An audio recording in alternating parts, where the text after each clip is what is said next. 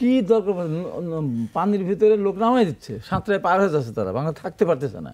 এই যে মিথ্যাচার, এই মিথ্যাচার করে খুব বেশি আন্তর্জাতিক বিশ্বের কাছে আমরা আহ্বান জানাবো, বাংলাদেশে দেখেন কোথায় লাশ পড়ছে, কোথায় সেনাবাহিনী অত্যাচার করতেছে, কোথায় হিন্দুরা নির্যাতিত হচ্ছে, তখন তো ওটা ইয়ে হয়ে যাবে না, ওটা মিথ্যা প্রমাণ হয়ে যাবে না। আর মাহবুব কামাল ভাই যেটা বলছে হওয়া উচিত তাই, এখন ওই জায়গায় আওয়ামী লীগ নাই। আজকে যদি ইন্ডিয়া বাংলাদেশকে আক্রমণ করে, আওয়ামী লীগের এই লোকেরা দলে দলে গিয়ে রাজাকার, যেমন 71 সালে রাজাকাররা পাকিস্তানের পক্ষ নিয়েছিল না, এটা যায় ইন্ডিয়ার পক্ষ নেবে, সবাই না, ইন্ডিয়ার পক্ষ নেবে।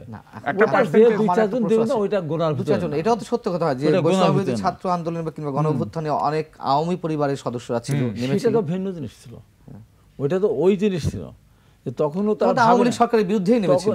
আওয়ামী লীগ সরকারের বিরুদ্ধে নামেন ওরা, আওয়ামী লীগ সরকারের বিরুদ্ধে নামেন, ওরা নেমেছিল বৈষম্যবিরোধী, সবাই তো মুক্তিযোদ্ধা না, 30% মুক্তিযোদ্ধা কোটা বাদ দিলে থাকে, সে তো প্রথম দিকে। আমি বলছি গণঅভ্যুত্থানের ওই তো গণঅভ্যুত্থানের কোটা যখন নিয়ে তখন কত পার্সেন্ট কোটা দেবে তাতেই ছিল না, তখন একটা পর যখন চলে গেছে তখন কোটার কথা বলছি, বাইরে চলে গেছে। আমি বলছি যে গণঅভ্যুত্থানে অনেক গণঅভ্যুত্থান যেটি হলো কি জন্য নেমেছিল তারা কি সরকার পতন জন্য নেমেছিল? কি জন্য নেমেছিল তাহলে?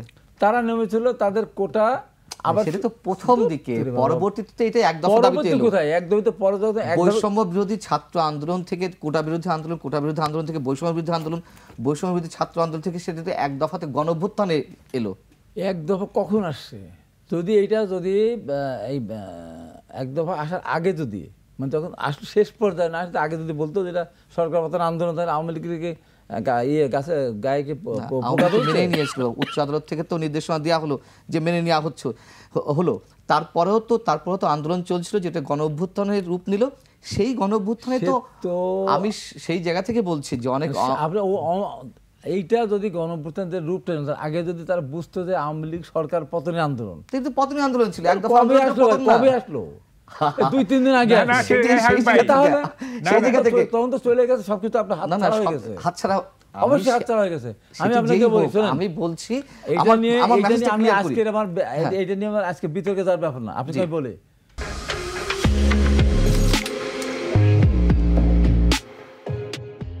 আমাকে 90 সালে ধরে নিয়ে, ধরতে পারে নাই, টেলিফোনে এমনভাবে বলছে এর সাথে সাথে একটু বসেন, হ্যাঁ একটু কথা বলেন, রাজি হন আর না হন, এটা দেবো, সে মন্ত্রিত্ব দেবো, টাকা দেবো, পয়সা দেবো, বাড়ি দেবো, গাড়ি দেবো, বিদেশে দেবো, দূতাবাস, কত কিছু তো বলছে।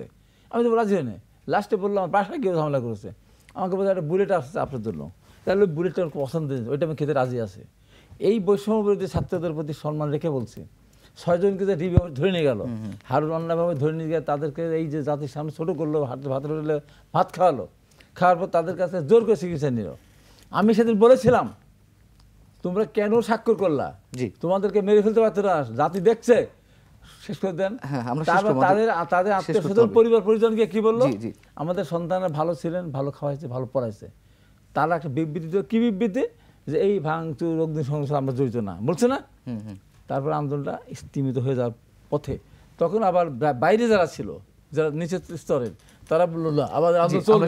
সেই সময় এসে এই যে মাহবুবউদ্দিন খোকনেরা, এই যে আইনজীবীরা, বিএনপি আইনজীবী এরা যদি মাঠে সেদিন ছিড়াতে না নামতো, তাহলে ওই দিন চেহারা উল্টার দিকে চলে যেতে পারতো।